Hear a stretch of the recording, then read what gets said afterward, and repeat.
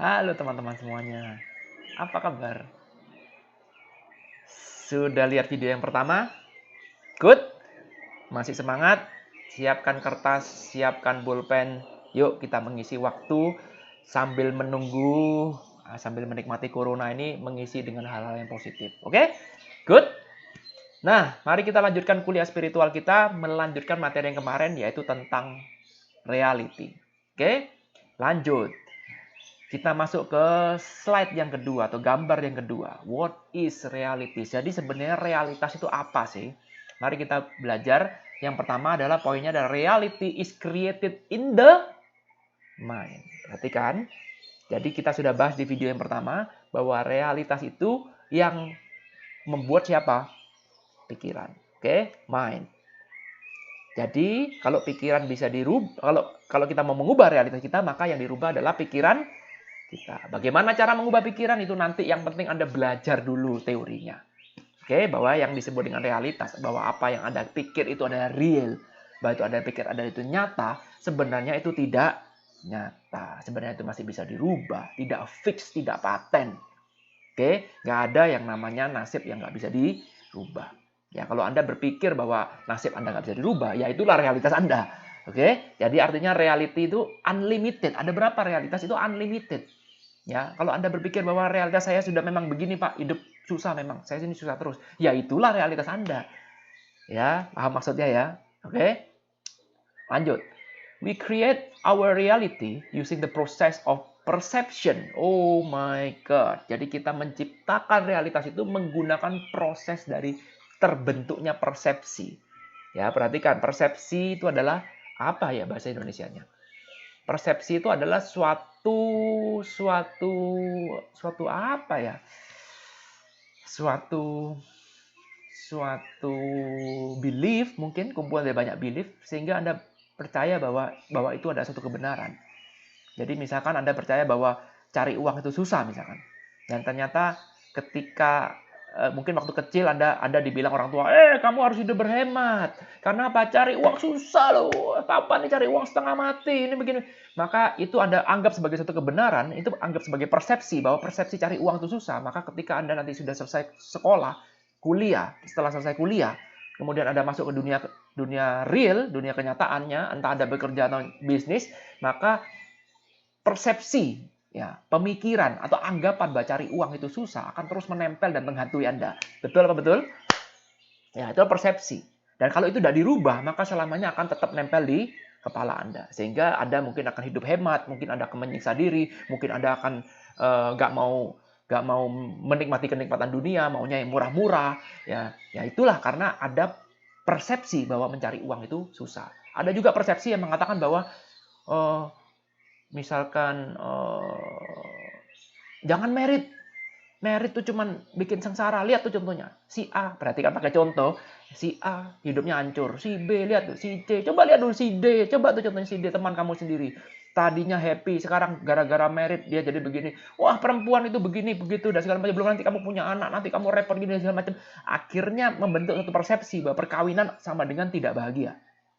Maka akibatnya apa? Akibatnya berat jodoh. Akibatnya selalu menolak untuk perkawinan. Ada nggak orang seperti itu? Ada. Oke, ada. Nah, jadi kalau Anda mengatakan bahwa Pak, saya ini berat jodoh, Pak, saya ini berat rezeki, seret rezeki, itu adalah ucapan pernyataan dari realitas Anda. Dan kalau kita pahami, kalau kita telusuri lebih dalam, dari mana Anda sumbernya bisa mengatakan seperti itu? Kenapa realitas itu yang datang? Sumbernya dari mana? Dari pikiran. Nah, pikiran yang mana? Dari produk yang namanya persepsi. Persepsi itu adalah suatu belief, ya mungkin yang Anda anggap itu benar, yang Anda percaya bahwa itu benar.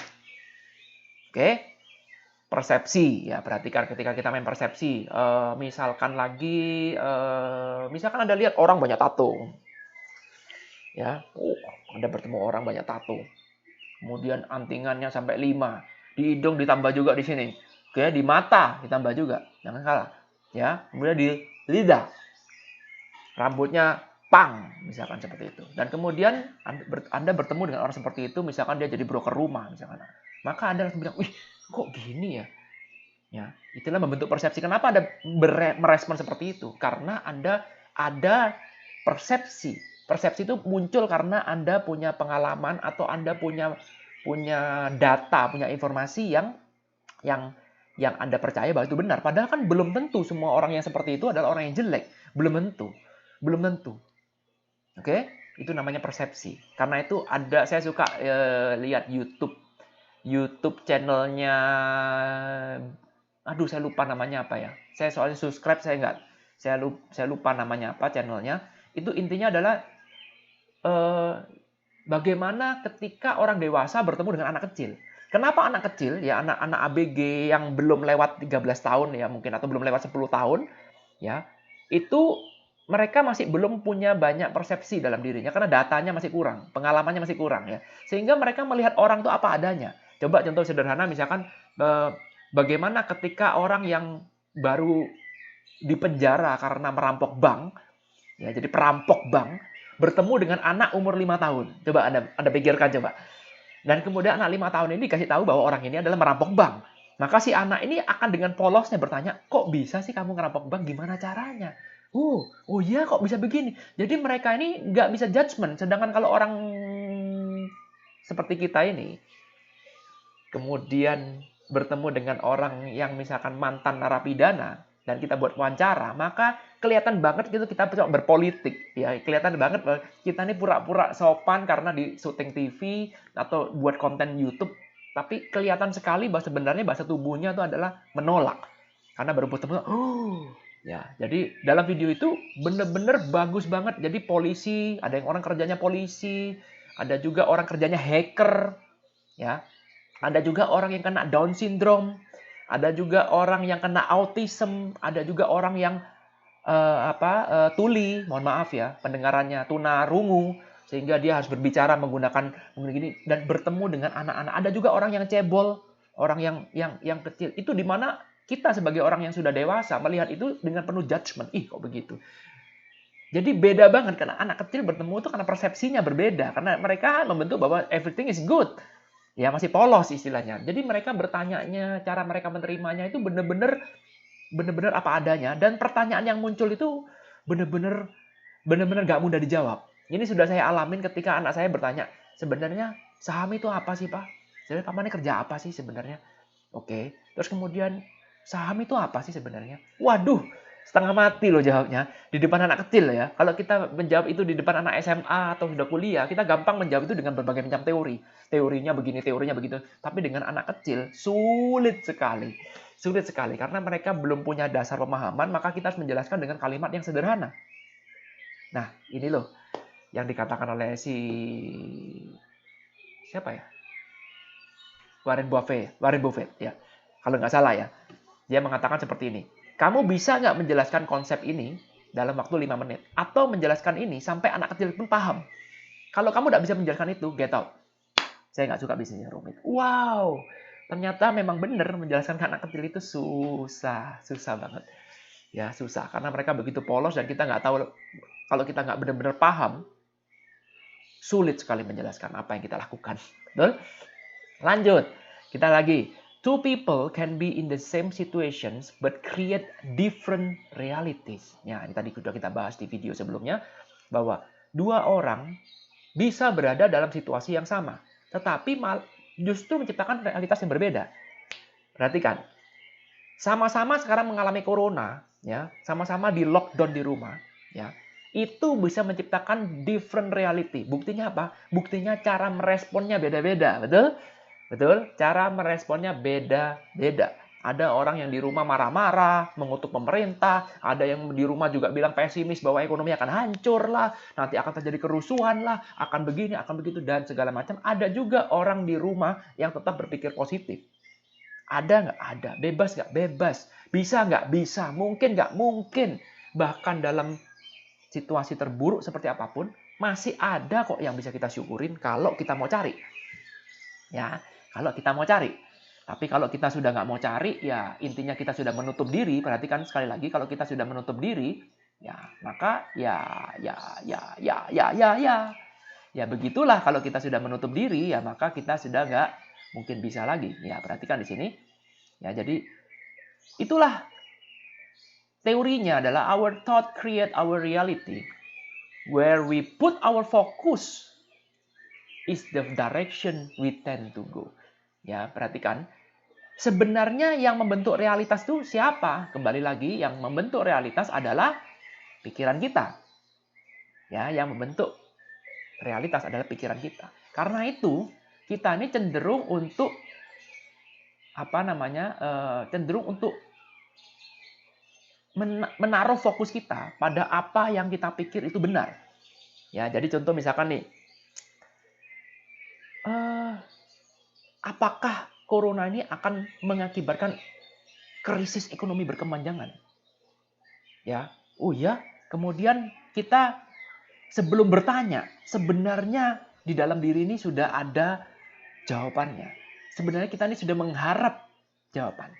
Ya, karena sebenarnya itulah sebenarnya gunanya kita bertanya. Karena pertanyaan itu ada dua. Satu pertanyaan yang benar-benar kita nggak tahu, atau pertanyaan yang sebenarnya sudah tahu, tapi kita sudah tahu jawabannya, tapi kita butuh persetujuan dari orang lain. Jadi ketika saya tanya, di dalam hati saya mengharap jawaban bahwa ya, ekonomi akan rusak karena corona. Maka saya pura-pura bertanya kepada teman saya, apakah betul corona itu bisa mengakibatkan ekonomi akan hancur? Ketika dia bilang enggak kok, maka apa yang terjadi? Saya langsung membantah, betul? Ya, padahal saya bertanya, perhatikan, padahal saya yang bertanya, apakah corona bisa membuat ekonomi jadi lumpuh? Saya bertanya loh. Tapi ketika teman saya mengatakan enggak kok, corona nggak bisa membuat ekonomi menjadi lumpuh. Maka kemudian apa yang jadi respon saya, itulah indikator pertanyaan saya ini, pertanyaan yang benar-benar kepingin tanya atau pertanyaan yang sebenarnya sudah punya jawaban. Ya, kalau saya benar-benar tanya, saya cuma berpikir, oh, wow, berarti memang benar ya corona nggak bikin rusak. Ya, itu respon pertama. Tapi kalau saya responnya seperti ini, yang benar, ngawur kamu. Siapa yang bilang corona ini nggak bikin ekonomi lumpuh? Buktinya di negara sana, di negara sini, di negara sana. Nah, artinya saya bertanya sebenarnya untuk mencari persetujuan, betul? Ya, karena itu pertanyaan juga muncul dari pikiran kita. Nah, pikiran kita ini menciptakan realitas. Pertanyaan kita pun ditentukan oleh realitas kita. Saya ulang lagi. Pertanyaan kita pun ditentukan oleh realitas kita. Karena kalau nggak ada realitas itu, nggak mungkin kita bertanya. Betul? Dicatat dulu. Ya. Jadi realitas ini adalah memang benar-benar subjek materi yang sangat-sangat vital. Karena dari sini tuh dasarnya tuh kelihatan sekali. Ya, karena kenapa kita berdebat? Kenapa kita bisa punya beda pikiran? Karena apa? Karena realitas kita berbeda. Itu paling simpel lah. Ya, dan bisa nggak sekarang kita kemudian berada dalam satu realitas yang sama? Bisa. Berarti kesimpulannya realitas kita bisa dirubah nggak? Bisa. Mungkin nggak? Mungkin. Catat dulu. Jangan pikir caranya bagaimana, Pak. Pakai teknik A, teknik B. No. Sabar dulu. Tenang dulu. Ya. Kita pelajari dulu, catat dulu, pahami dulu. Bukan cuma membeo ya, tapi Anda harus memahami betul-betul setiap katanya, setiap kalimatnya. Diresapin, direnungkan. Bisa nggak dirubah? Kenapa kok saya mengucapkan kalimat seperti ini? Ya, ini loh. Belajar spiritual itu butuh perenungan. Bukan butuh pemikiran, bukan butuh banyak diskusi dan berdebat dan bertanya. No. Butuh banyak perenungan. Perenungan itu kadang-kadang membawa kita pada satu pertanyaan yang kembali ke diri kita. Misalkan tiba-tiba muncul kalimat, aduh, cari uang kok susah ya. Duh, apalagi dengan seperti ini.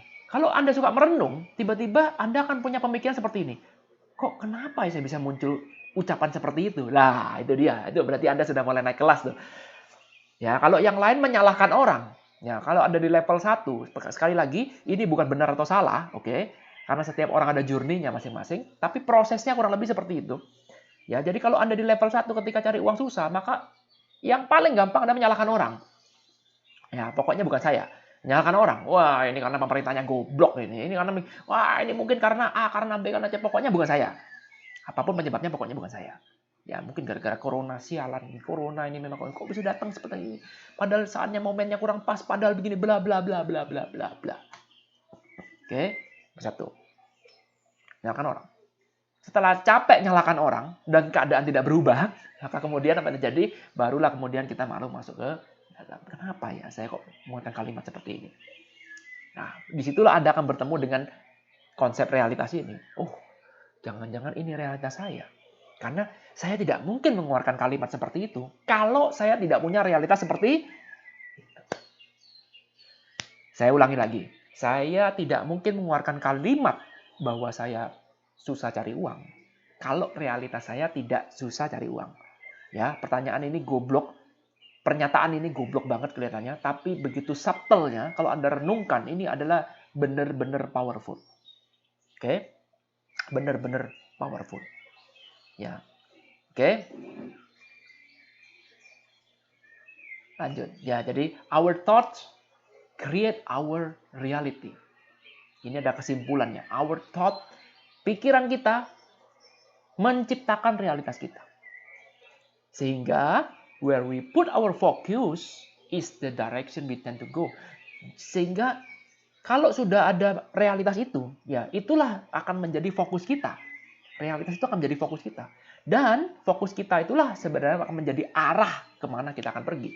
Kalau Anda sekarang realitasnya dan Anda percaya bahwa realitas Anda adalah orang yang berat jodoh, maka Anda akan fokus pada orang yang berat jodoh terus. Kata berat jodoh ini adalah fokus utama Anda.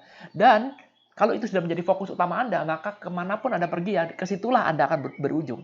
Ya, Anda maunya cuma dengar berita bahwa orang ini memang benar berat jodoh. Ada dasarnya memang berat jodoh. Anda mencari teman-teman yang juga sama seiman, yang sama-sama berat jodoh. Ya, sehingga dan kita saling menguatkan. Anda pun juga baca berita atau baca news karena juga hal yang mensupport bahwa jodoh itu memang susah. Ya, kita ganti jodoh dengan uang, apapun subjeknya sama aja, prinsipnya sama. Anda juga cari uang susah misalkan. Ya, itulah realitas Anda. Kalau Anda sekarang berpikir bahwa cari uang susah, maka ketika ada orang mengajarkan bahwa cari uang gampang, Anda mengatakan, bullshit lah. Bullshit lah, scam lah. Ya memang ada sih, bukan berarti ngomong nggak ada. Memang mungkin Anda juga pernah ketipu, apalagi pernah Anda pernah ketipu. Saya dulu pernah ketipu, ikut ini scam Pak, ujung-ujungnya Pak. Ya, bisa akan menjadi pengalaman Anda sehingga Anda semakin yakin bahwa cari uang itu susah. Dan kalau memang itu polanya seperti ini, polanya adalah ketika itu sudah menjadi realitas Anda dan Anda percaya itu, maka fokus kita akan menuju ke sana terus. Sehingga kalau ada yang mau berubah, itu pasti akan dinolak. Perhatikan di sini. When we see evidence contrary, berlawanan to our belief, we tend to ignore them. Ketika kita melihat ada bukti yang bertentangan dengan kepercayaan kita, dengan realitas kita, perhatikan realitas adalah kumpulan dari belief, ya, kita cenderung untuk mengignore, melupakan, mencueki. Mencueki itu apa sih bahasa Indonesia? Ya, jadi inilah polanya. Kalau Anda pelajari, polanya seperti ini adalah ketika Anda itu cenderung untuk fokus pada realitas Anda sekarang, sehingga realitas Anda sekarang ini semakin mencengkram Anda, karena Anda pun juga dikasih informasi yang tidak mendukung realitas itu, Anda pasti akan melawan, mendebat, atau mengignore. Nggak benar itu. Cari uang, Anda percaya bahwa cari uang itu susah. Wah, cari uang itu susah karena Anda dapatkan teori itu tidak tahu dari siapa, dari orang tua, dari segala macam, dan Anda mengalami juga. Ya, bukan cuma mendapatkan, tapi Anda mengalami sendiri bahwa cari uang itu susahnya setengah mati. Maka ketika Anda melihat ada berita atau ada orang lain yang bilang cari uang itu gampang, maka apa yang terjadi? Apakah news itu bisa diterima dengan mudah ke dalam kepala Anda? Pasti jawabannya adalah enggak. Enggak. Sulit. Ya, jawabannya adalah Anda akan membantah. Anda mungkin bilang, lu belum aja. Coba nanti lu lihat 5 tahun lagi, lu lihat nanti 10 tahun lagi, lu lihat nanti 12 tahun lagi. Kan pasti bangkrut orang ini. Tinggal nunggu waktu aja. Artinya Anda sulit menerima suatu realitas baru yang bertentangan dengan realitas Anda sekarang. Kenapa begitu? Karena kita cenderung realitas kita itu diciptakan oleh pikiran, dan begitu itu tercipta, maka kita akan menaruh fokus ke dalam sana, sehingga disitulah arah kita akan menuju ke sana terus. Apa yang terjadi? Realitas itu akan semakin kuat, semakin kuat, semakin kuat mencengkram hidup Anda. Betul? Karena itulah sekarang ada pernyataan bahwa Pak, berubah itu sulit, Pak. Betul. Betul. Ya itulah mekanismenya. Oke? Bisa dipahami? Ya, sudah 20 menit lagi. Ada satu slide yang terakhir. Oke? Ya, slide terakhir yang akan kita pelajari adalah ini saya belajar dari Robin Sharma, The Monk Who Sold His Ferrari. Ya, dia mengatakan everything is created twice, diciptakan 2 kali. First in the mind, then in reality. Perhatikan, everything, segala sesuatu, everything itu diciptakannya 2 kali. Dimulainya dari mana? Bukan 2 kali ya, sebenarnya diciptakan melalui 2 tahap lah, mungkin lebih tepatnya. Ya, yang pertama diciptakan di mana? Di mind. Barulah kemudian itu muncul dalam realitas Anda. Jadi realitas Anda itu tidak akan mungkin muncul kalau pikiran Anda tidak menciptakan.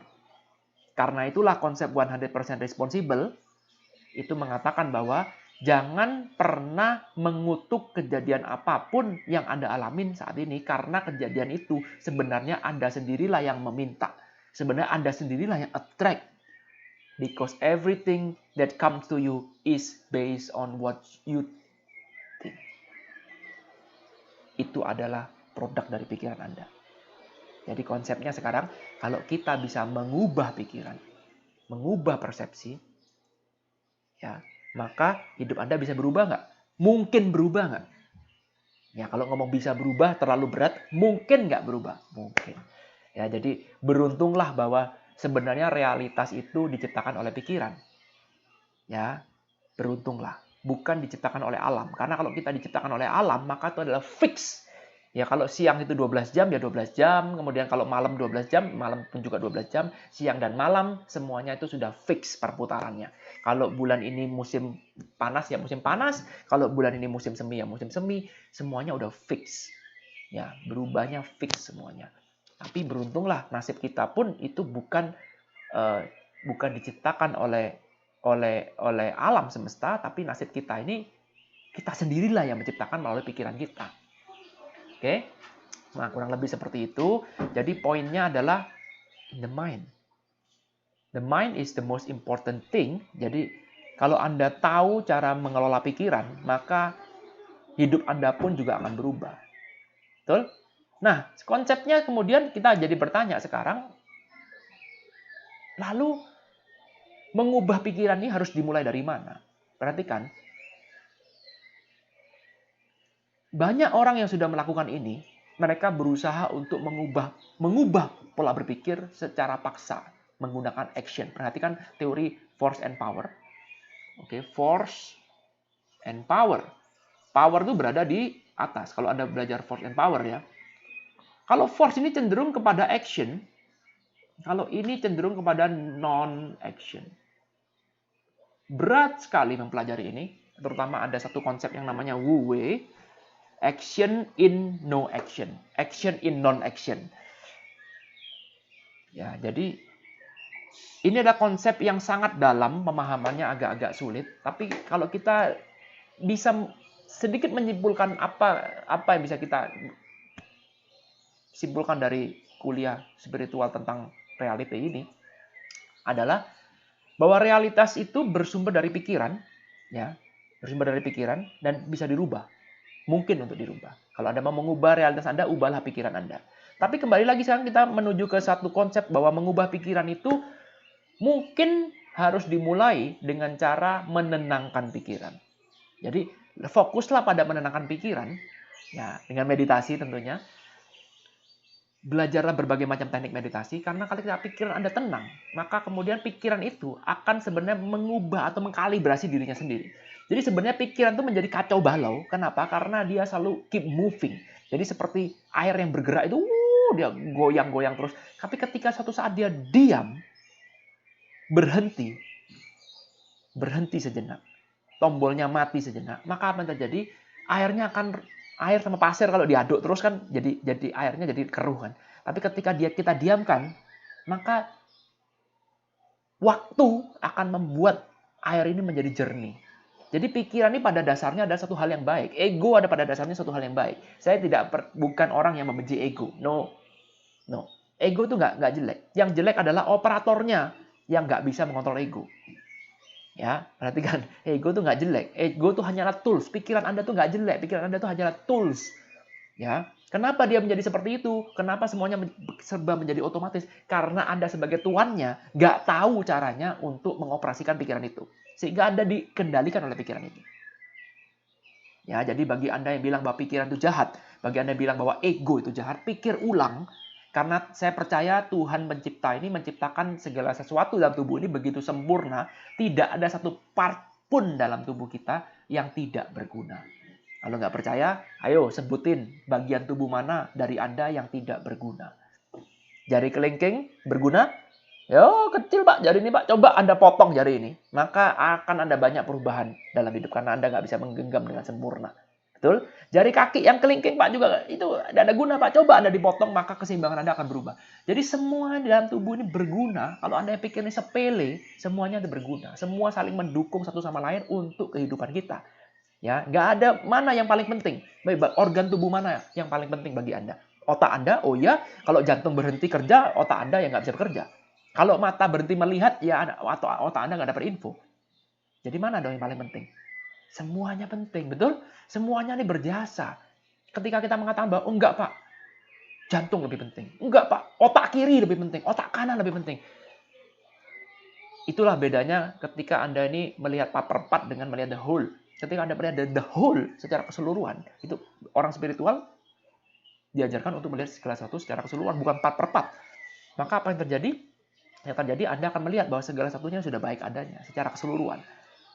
Ya, secara keseluruhan ini sudah baik adanya. Nah, demikian pula kembali lagi dengan ego. Apakah kemudian ego jelek? Berarti Tuhan salah menciptakan ego dalam tubuh kita. Betul?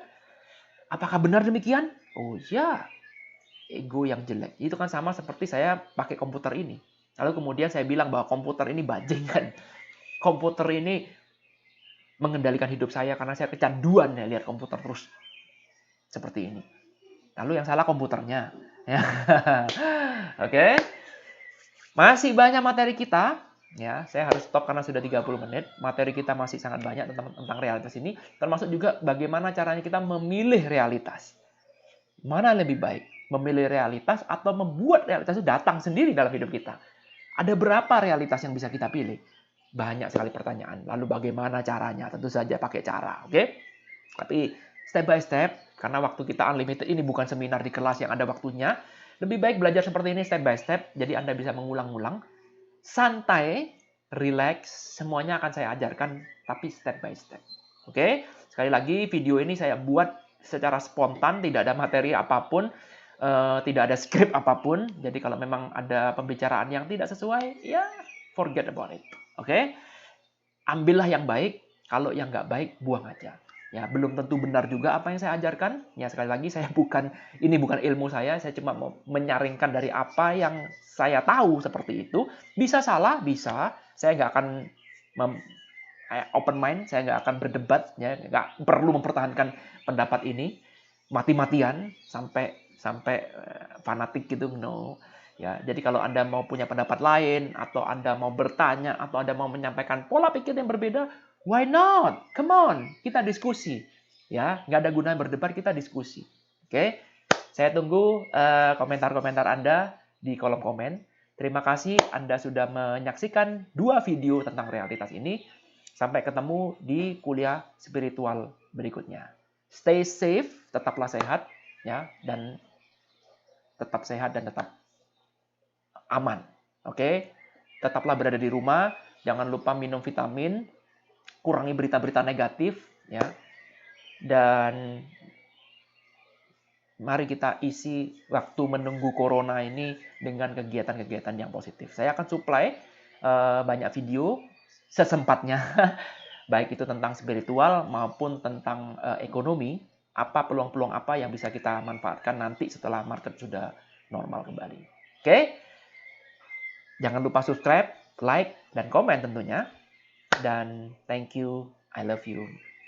Bye.